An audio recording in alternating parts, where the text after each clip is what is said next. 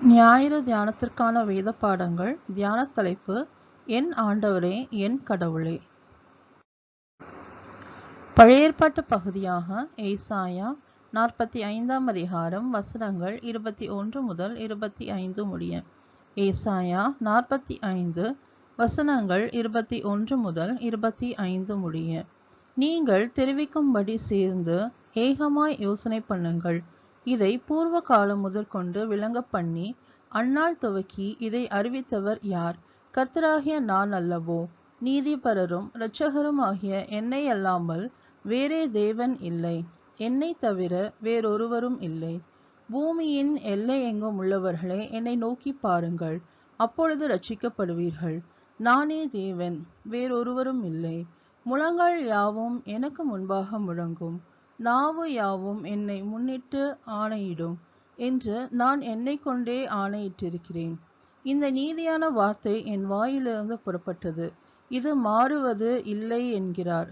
கர்த்தரிடத்தில் மாத்திரம் நீதியும் வல்லமையும் உண்டென்று அவனவன் சொல்லி அவரிடத்தில் வந்து சேருவான். அவருக்கு விரோதமாய் எரிச்சல் கொண்டிருக்கிற யாவரும் வெட்கப்படுவார்கள். இஸ்ரவேலின் சந்ததியாகிய யாவரும் கர்த்தருக்குள் நீதிமான்களாக்கப்பட்டு மேன்மை பாராட்டுவார்கள் என்பதே. தேவனுக்கே மகிமை உண்டாவதாக. நிருப பாடமாக பிலிப்பியர் 2ஆம் அதிகாரம் வசனங்கள் 5 முதல் 11 முடிய. பிலிப்பியர் 2 வசனங்கள் 5 முதல் 11 முடிய. கிறிஸ்து இயேசுவில் இருந்த சிந்தையே உங்களிலும் இருக்க கடவது.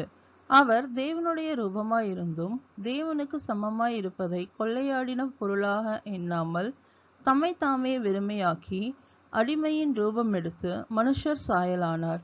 அவர் மனுஷ ரூபமாய் காணப்பட்டு மரண பரியந்தம், அதாவது சிலுவையின் மரண பரியந்தம் கீழ்ப்படிந்தவராகி தம்மை தாமே தாழ்த்தினார். ஆதலால் தேவன் எல்லாவற்றிற்கும் மேலாக அவரை உயர்த்தி இயேசுவின் நாமத்தில் வானோர் பூதலத்தோர் பூமியின் கீழானோருடைய முழங்கால் யாவும் முடங்கும்படிக்கும் பிதாவாகிய தேவனுக்கு மகிமையாக இயேசு கிறிஸ்து கர்த்தர் என்று நாவுங்கள் யாவும் அறிக்கை பண்ணும்படிக்கும் எல்லா நாமத்திற்கும் மேலான நாமத்தை அவருக்கு தந்தருளினார் என்பதே. தேவனுக்கே மகிமை உண்டாவதாக. சுவிசேஷ பாடமாக யோவான் 20ஆம் அதிகாரம் வசனங்கள் 24 முதல் 29 முடிய. யோவான் 20ஆம் அதிகாரம் வசனங்கள் 24 முதல் 29 முடிய.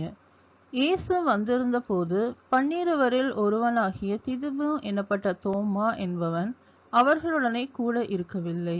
மற்ற சீஷர்கள் கர்த்தரை கண்டோம் என்று அவனுடனே சொன்னார்கள். அதற்கு அவன், அவருடைய கைகளில் ஆணிகளால் உண்டான காயத்தை நான் கண்டு அந்த காயத்தில் என் விரலை இட்டு என் கையை அவருடைய விலாவிலே போட்டாலொழிய விசுவாசிக்க மாட்டேன் என்றான்.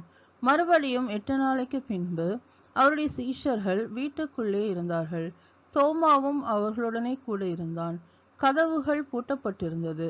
அப்பொழுது இயேசு வந்து நடுவே நின்று, உங்களுக்கு சமாதானம் என்றார். பின்பு அவர் தோமாவை நோக்கி, நீ உன் விரலை இங்கே நீட்டி என் கைகளை பார், உன் கையை நீட்டி என் விலாவிலே போடு, அவிசுவாசியாயிராமல் விசுவாசியாயிரு என்றார்.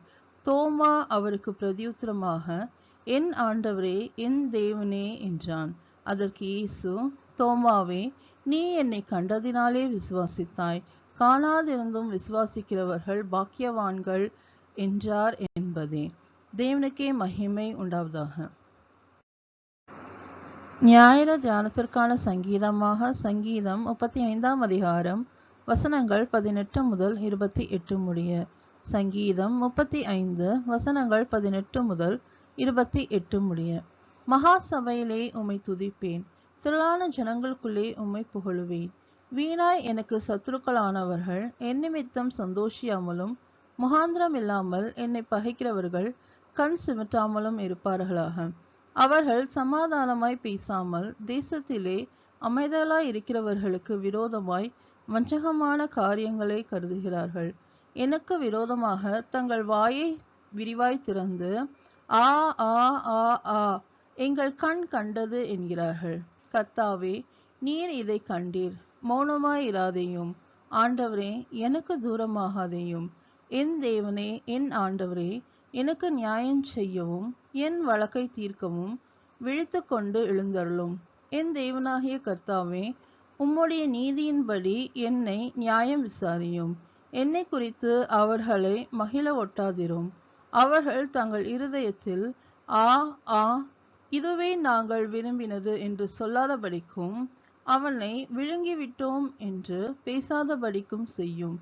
எனக்கு நேரிட்ட ஆபத்துக்காக சந்தோஷிக்கிறவர்கள் ஏகமாய் வெட்கி நாணி, எனக்கு விரோதமாய் பெருமை பாராட்டுகிறவர்கள் வெட்கத்தாலும் லச்சையாலும் மூடப்பட கடவர்கள்.